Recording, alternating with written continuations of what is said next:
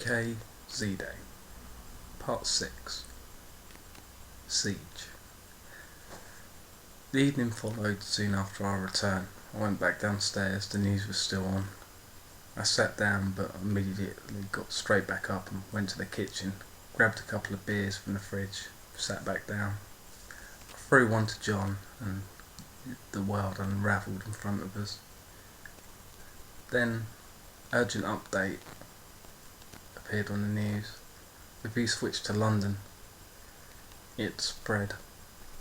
An aerial view of London appeared on the screen. I don't know London very well, but I could see London Eye close by. The screen said possible terrorist attack at St Thomas's Hospital. The hospital was an old building, grey and showing its age. I could see the things wandering around outside, lingering by the Thames. Somehow, the couple transfixed by their own reflection staring back at them. This was happening. I couldn't believe it. I finished my beer and went to get another. As I sat back down, the police were arriving at the hospital. Dozens of police cars. Most of the officers went straight inside and then proceeded to come running back out a few seconds later. You could see why they were running. A couple at first, but then more, dozens of them came out slowly pursuing the officers. An unlucky cyclist, oblivious to what was going on, reacted too late and ploughed straight into the waiting arms of the monsters. They pulled him from the bike and the TV view pulled away before he could see his grisly end. I put my beer down unopened, went upstairs to grab my laptop and brought it down with me. I logged in and checked BBC News. Mainly it focused on what was happening in London, but there was a small part about our area. No useful information on the movement of the creatures. I went onto Facebook. I was friends with a lot of the hospital staff. There were no updates from them beyond this morning. Apart from one, a young nurse who had apparently got to the staff room and locked the door behind her. The update was 5 minutes ago. She was still there, trapped. I posted at her to go out through the ceiling the way I had escaped. I have not received a response yet. I felt slightly insane doing the next bit. I went online and started downloading how-to guides, anything I could think of, hot wiring, lockpicking, basic first aid guides. While this was happening, I went back upstairs and grabbed a couple of books. I threw them at Ty and John. The Zombie Survival Guide for John, and World War Z for Ty. I took the SAS Survival Guide. We all started reading while downloading the guides. We sat there for a couple of hours. It was 9 o'clock. The view on the news had changed. Apparently the scenes on London streets were too gruesome to show. I took a peek out the window. Nothing. I really fancied a takeaway. We rang up the burger shop around the corner. It was open and we ordered burger and chips 3 times. I did a short straw to pick up. I went out the back door to get to the shop. To get to our back door, you had to go through a garden, a wood panel door, negotiate a tiny alley filled with dustbins, then another sturdy wooden door. So at least it was off the beaten track if anything tried coming through that way. I opened this last door slowly, took a look. Nothing again. Part of me wanted to see the creatures, just know where they were, instead of just waiting for them to round the next corner and catch me by surprise. I hit call on my phone. John would hear everything that was going on. It took me 2 minutes to get to the shop. Our order was ready. I paid and left without a word. I got back inside and we sat down to eat. I got a phone call from Toby, my brother. He lived just around the corner in a flat on the 3rd floor. We talked briefly. Neither of us seemed to want to panic the other, so we agreed to sit tight for now and talk again tomorrow. His girlfriend and flatmate are with him. The 10 o'clock news showed the things still on course to our area, just a half mile up the road. A lot of experts came on TV blaming everything from a terrorist attack to a virus, another saying that the lunar cycle is driving people mad, and one more blaming the sins of homosexuality. There's some stupid people in the world.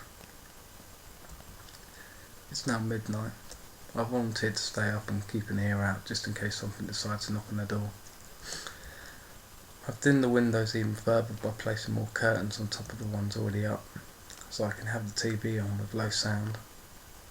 London looks to be overrun. Earlier I saw them spill into the underground, down to the Waterloo line. The idea of being trapped down there with those things was horrifying. It's now 2 a.m. It spread further. It seems that some of those that were bit in the underground made it onto other trains, turned, bit more people, who then flew onto more trains, creating a domino effect across the country. London's wide transport system was spreading the monsters everywhere. Leeds, Manchester, Birmingham have confirmed occurrences.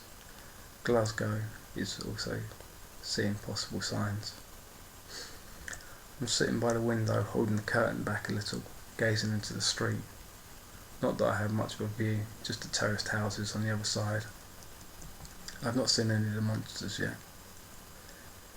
3 a.m. John is taking over so I can get some sleep. Ty will take over from him at 4. It's now 6 a.m. Britain has declared a state of emergency.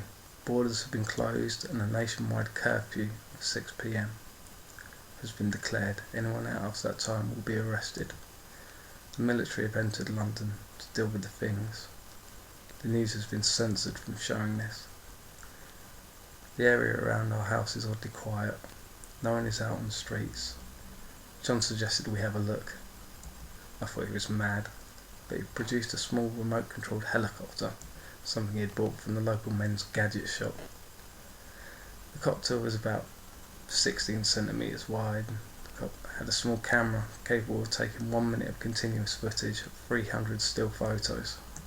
It had a range of about 200 metres and 10 minutes of continuous flight before it needed recharging. We headed out into the back garden. I got the copter camera linked up with my laptop and saw the grass. John piloted the copter up. We had decided to keep it low at 8 feet. Wanted to get a good view of the area. It disappeared over the fence and turned the corner. He'd only just made it past the takeaway before the signal started to get weak. We decided to bring the copter back to the garden and have it fly as high as possible above our heads. Shit. A little further on from the burger shop, the things were spilling into the town. Hundreds of them. They split at the junction in 3 different directions, including in ours. They were 15 minutes away. John brought back the copter and we headed inside. I looked at the food we'd acquired yesterday. Suddenly it looked like nowhere near enough. I grabbed a cricket bat. John had the same idea, grabbing another. We told Ty we were heading to the newsagents on the corner and told him to wait by the door to let us in. We ran up the slight slope and headed into the small corner shop. John had brought 2 large travel bags with us. The last thing I wanted when running away was for a carrier bag to split and trip on a tin of beans. I hit the button on my phone starting the timer. We had 5 minutes. Then we got out. No excuses. The store was open, but no one was in there. I checked underneath the counter. Nothing. No dead, no living. I went straight for the tinned items, John for the drinks, and we soon had 1 bag filled. The second was filled with frozen ready meals. I took off my sports bag and returned to the counter, grabbing as many packs of cigarettes and tobacco as I could fit. John grabbed handfuls of junk food. One last thought hit me. I went back to the counter and picked up the PayPal machine. While we had the ability for electricity, we had a meter which ran on a credit system.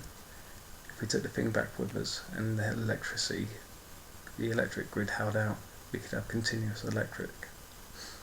If the grid held out. I pulled the machine out the wall and chucked it into a bag. My phone started to vibrate.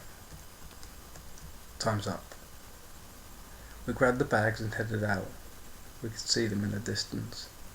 Instead of going back the way we came, we headed left, out of the store, so we were out of their view. We then turned off and headed back on the next road over. Ty let us in. I looked around before I went in. Nothing saw us, and we locked the door behind us. I've removed all the light bulbs from the house. We've removed various large items downstairs, blocking the front door, cupboards, chairs, etc. Anything we could think of. The back door will be the emergency way out. With great difficulty we have moved the fridge from downstairs upstairs, the microwave and all supplies plus any useful items. I forgot the tin opener again, had to go back down to get it. We moved all the supplies into the loft, borrowing 3 bags that will be kept by the door at all times in case we need to make a quick escape. I'm taking this quiet time to download more how-to books, then writing them down by hand, just in case the electricity gives out. I've also looked into giving these things a name. They always have a name. Walkers, biters, geeks, grabbers, the infected. I decided on the word vivens, and the Latin word mortus vivens, meaning living dead. I've just looked out the window. They're spilling down the street. They're here. Part 7. Rescue. Coming soon.